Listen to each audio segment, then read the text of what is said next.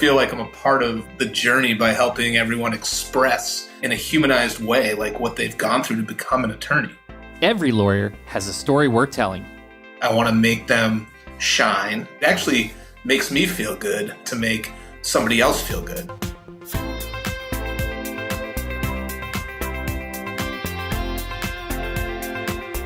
You're listening to Personal Injury Mastermind, where we give you the tools you need to take your personal injury practice to the next level.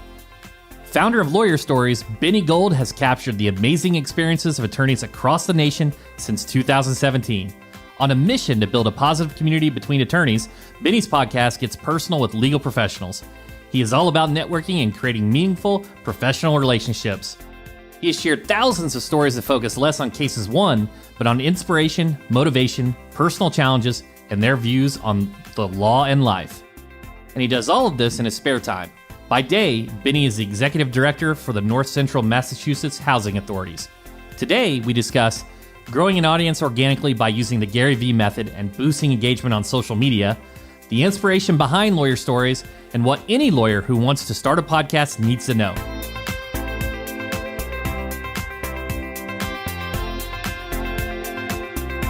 I'm your host, Chris Stryer, founder and CEO of Rankings.io. We help elite personal injury attorneys dominate first-page rankings with search engine optimization. Being at the forefront of marketing is all about understanding people. So let's get to know our guest. Here's Benny Gold, founder of Lawyer Stories, on how his legal career shaped his podcast. I've always been interested in law, mostly constitutional law, 14th Amendment, 3rd and 4th Amendment type of law really interested me. First Amendment, I was a legal studies major at UMass Amherst, and that was sort of sociology in the law. Took a year off after law school, and then decided if I didn't go to law school, then I probably never would. So I went to law school, got the law degree, and I ended up in Connecticut, passed the bar there. I worked there, and then I ended up ultimately right now I'm living in Massachusetts. I just had a really big interest in really sociology and the law. I loved movies like The Paper Chase, a 1973 classic at a Harvard Law School.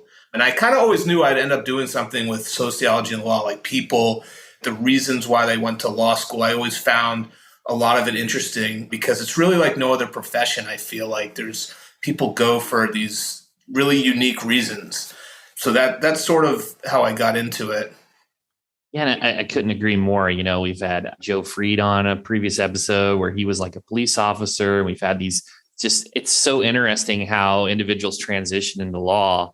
You're interested in law, you get your law degree, and you had this path. So kind of take me from there. What were some of the early career moves you had? And then kind of take me up to Lawyer Stories and what you're doing today. So I actually had a really short stint in New Jersey after law school. I worked with, he's the first Sikh mayor of Hoboken. So Ravinder Bala, he wasn't mayor at the time. He was doing law, but he took me in. I was working a little bit for him. So anyway, I was a short stint in New Jersey, a few months.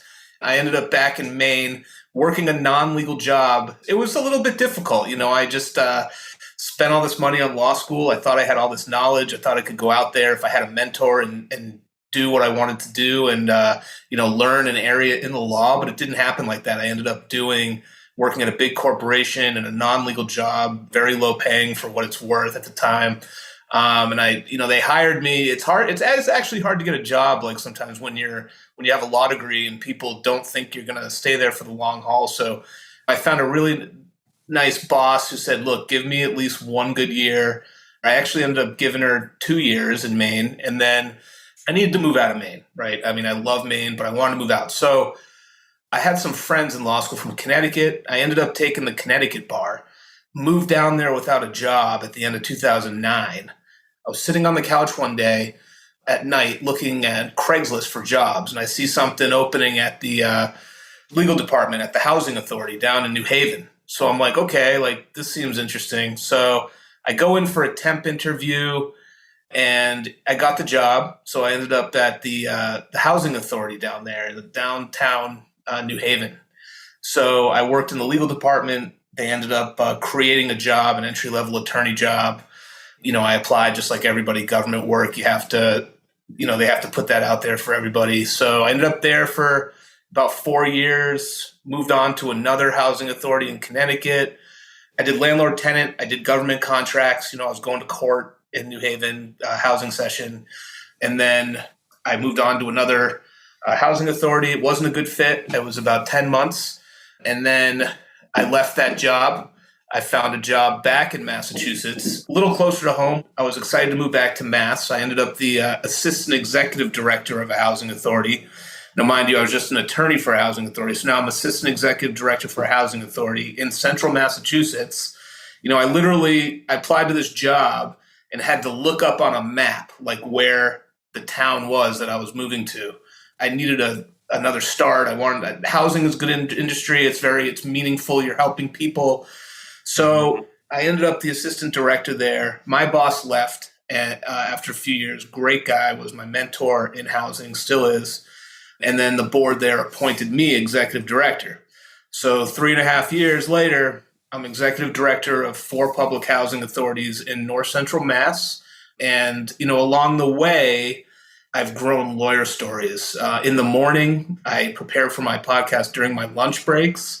I record my podcast in the evening when my kids go to bed. So it's a hustle. I launched the Lawyer Stories Instagram account in 2017. We're actually coming up on 5 years. July 8th will be like the first time I launched Lawyer Stories. But the podcast has actually been around since February 2020. Right before COVID, we had a nice networking event in Miami for Lawyer Stories with Sidebar South Florida. Kristen Corpian, if you're out there, here's a shout out. And so we had an awesome networking event for Lawyer Stories in Miami. In January, I decided I needed to launch a podcast and bring it off the page. So the podcast has been around for about 2.5 years.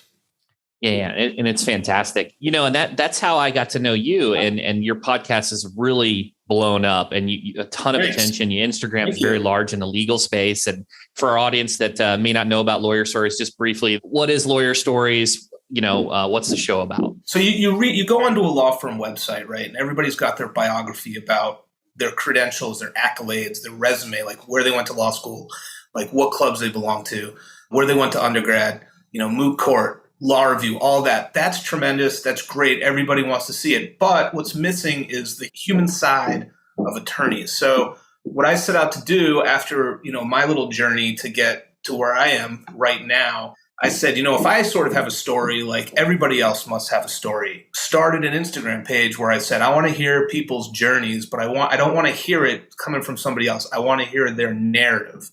So I started with like 4 or 5 people that I knew, 4 or 5 attorneys that I knew, and told them what I was looking to do. And then I figured out how to use Instagram. It's all organic growth. Everything's organic. Just figuring out how to, use Gary Vee's methods about how to, engage with people in similar fields that you're in and try to get attention over to your page. I did that to some degree. And so Lawyer Stories is all about people basically telling their path, their journey to the practice of law. We have a lot of stories about immigrants who came over and now are attorneys. It's just remarkable things. People who, had to step back because maybe they committed a crime or they did something and they didn't think they'd be able to move forward from it. So it's basically humanizing the profession, putting the lawyers out and law students in a good light. It's always interesting because we do a lot of SEO work. When I go to a website and I see the bio, it's like, so there's no human element. It's like credentials. Right. So I love the story component to it. And I think people buy from humans, right? They want to know people that they like and trust. And you kind of mentioned a few, but like, are there a couple memorable stories that just like hit you that you just, when you think of Lawyer Stories, you think of maybe those examples? I love the ones where people really just didn't come from much and they had to hustle and do it on their own. There was a story, one of our first podcasts about, a teacher telling this person that they couldn't do it and they weren't cut out to be a lawyer. And then they come back and they're able to complete undergrad, go through law school and become an attorney. I really enjoyed featuring them so I kind of feel like I'm a part of the journey by helping everyone express in a humanized way, like what they've gone through to become an attorney. On podcasts and in the courtroom, the narrative is everything. Benny explains how he taps into the human element and draws out amazing stories from his guests. I like to say that the Lawyer Stories podcast is casual and comfortable in conversation. I'm not adversarial. There's enough of that out there. There's enough people, challenging other people's beliefs and being adversarial for me. Mm-hmm. And the profession itself can be adversarial. I mean, you're either tearing things apart or you're putting things together. I don't want to be that host. I want people to come into my show, be comfortable talking to me, be casual. If they want to bring a cocktail on with them, like I'm down with that. We start right from the beginning. Like, where are you from? Like, where are you born and raised? What was that like? Like, what was your family like a little bit? And I get people to open up a little bit. And I truly do appreciate and I genuinely have an interest in all of these stories. And so I just really want people to be comfortable. So, whoever's watching and listening can really see the attorney and how they are.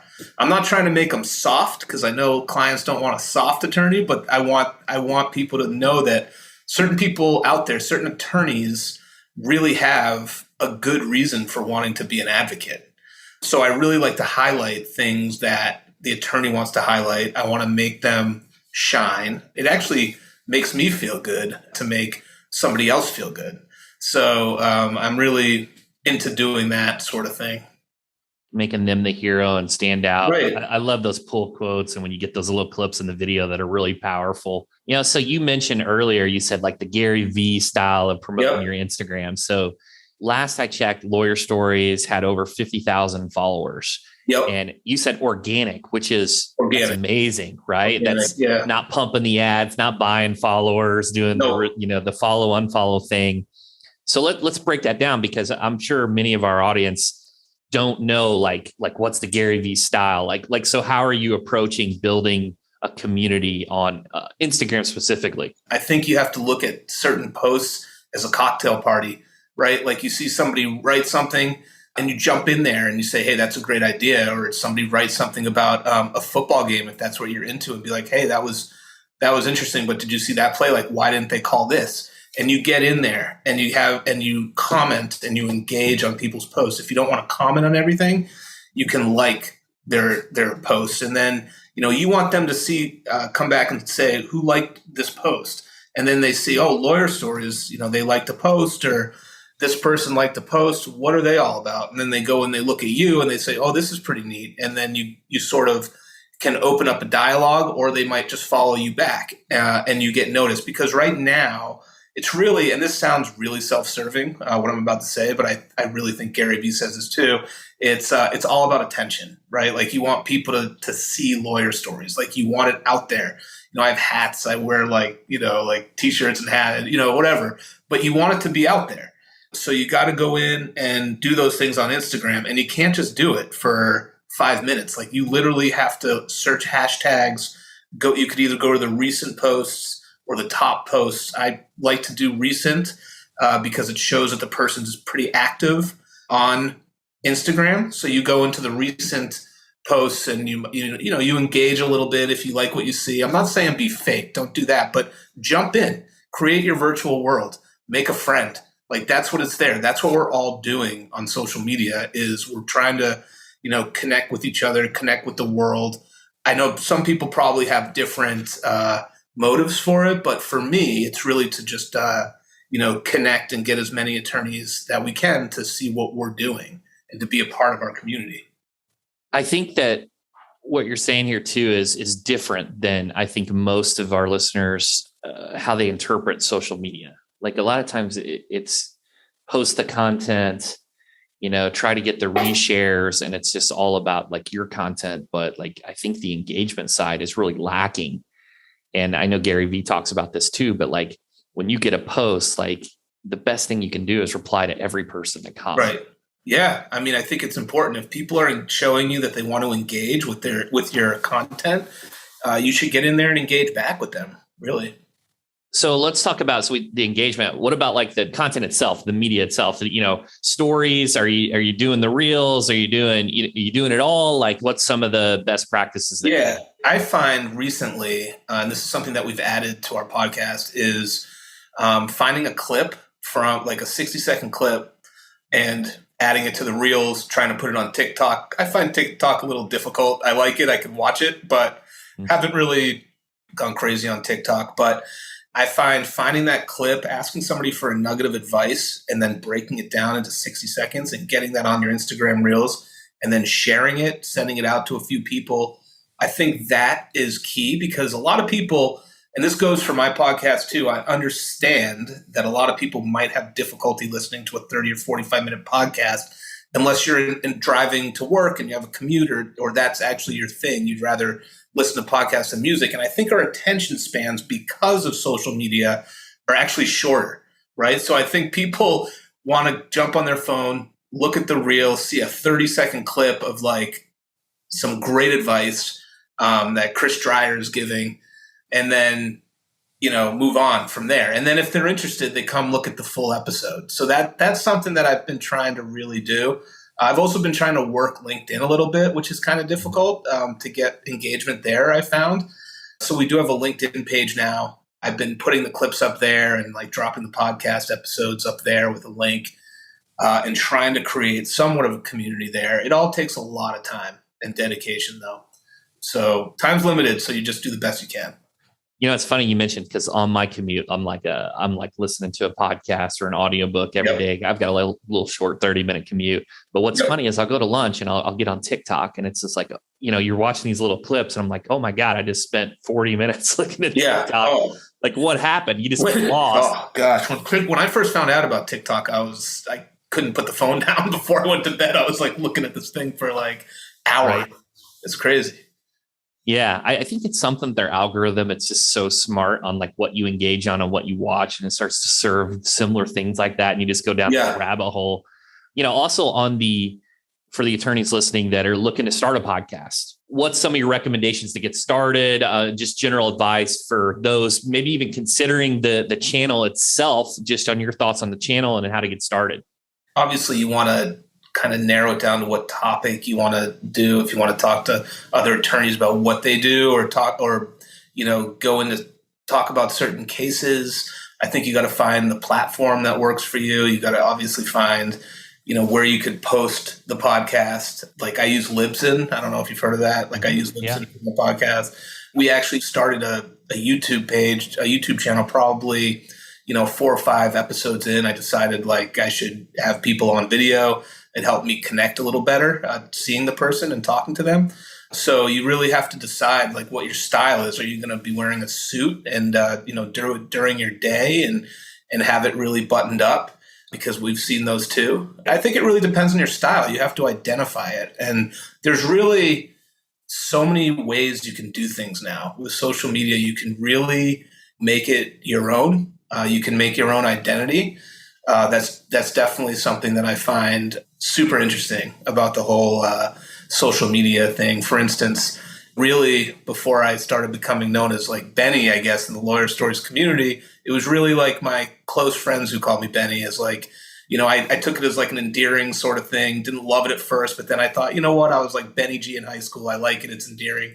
Call me Benny. And then it sort of just like caught on with like the Lawyer Stories thing. So that's sort of how I'm known. Having a podcast is like your way to sort of put your identity out there more. Like, do you want it or buttoned up? Do you want it to be laid back? Like, I think it's a good opportunity for attorneys to show their personality a little bit. Benny, this has been great. You've been, so helpful on regards to growing a social following, what Lawyer Stories is doing and what it's all about. So one final question here. What's next for Benny Gold? What's next for Lawyer Stories? We have the podcast pretty much down. We want to expand and, start or launch a membership and a community. We have a nice listserv going, about 500 legal professionals. We have a nice email group that's aside from the listserv. We have a website, thelawyerstories.com. And now, we want to bring everybody together and find value in how we can help everybody out and help everybody meet each other. We find that Lawyer Stories is all about introducing attorneys to attorneys, law students to attorneys, law students to law students, and eventually that could lead to a referral source. So we're really just trying to build like a huge community. We do have some big things coming in the works, so we hope everybody will stay tuned and see what's up with that. When moving potential clients through the stages of know, like, and trust, few content channels packs as hard as a punch as podcasting. Benny has gone beyond the credentials to tap into the human story of each guest. For attorneys thinking about starting their own podcasts, begin with a niche and remain authentic to your brand and voice. The hard work may take time, but will pay off in the long run.